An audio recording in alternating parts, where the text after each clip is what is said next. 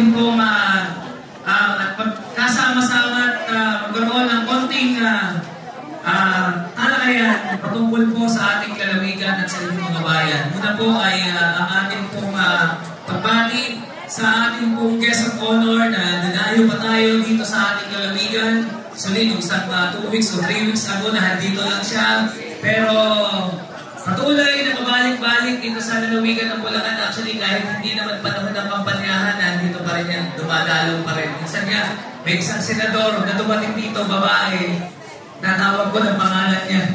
Kasi akala ko, nasanay na ako na dumadating dito ay si Senator. Kaya nais ko pong pasalamatan at batiin natin at nabigyan natin ng malakas na palakpak ang mananatiling senador ng bansang Pilipinas, walang iba, Senator Amy Marcos. At tayo din po ay nagbibigay po guys sa ating pong congressman ng unang distrito. Asan po ba mga taga-first district dito?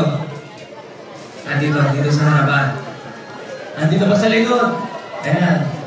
Ang mananatili nating congressman ng unang distrito, ang nag-iba sa unang distrito ng Bulacan at mananatili ang pag-unlad, walang iba, Congressman, Attorney Danny Dan Domingo. At tayo din po ay nagpapasalamat sa ating pong Yusek na siya nag-host ngayong araw na ito. Yung Yusek Donnie Marcos, palakpakan po natin. At ang ating Mayora Mary Ann Marcos, palakpakan din po natin. Ang ating pong mga kasamang maglilingkod dito sa bayan po ng Paumbong, walang iba, si Kuya Ma, palakpakan po natin. At si Marcy, palakpakan natin. Nandito rin po si Bumaltaro, ang ating ABC President, si Consiel James Santos at Consiel Michael Dino Michael Aquino, palakpakan po natin ang ating dalawang bukal dito sa unang distrito. So sa lahat po ng mga kapitan, ADC President, mga kapitan, mga volunteer workers, mga mother leaders, LLN, sa lahat ng lalawigan ng Bulacan. Sino ba ba? Mother leader, LLN lang, ha? Ano ba? Mga kagawad. Mga marites. At mga... hindi lang binigay yung listahan. Marites. Kanina pa ako nag-uuhula, baka magkamali ako eh. Ayan, sa ating pong... Ayan, mga punong barangay from different cities and municipalities, mga lingkod-lingkod sa Dayan from different cities and municipalities, palakpakan po natin. Ayan.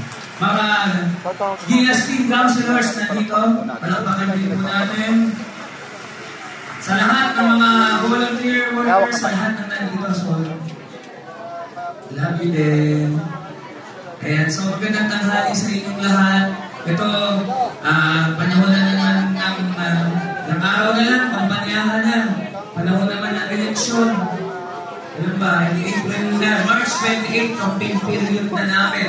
Pero ngayon, campaign period na ng ating senadora at ng mga national. Ako po kayo mga nasa barangay, ay napakalaki po ng inyong kontribusyon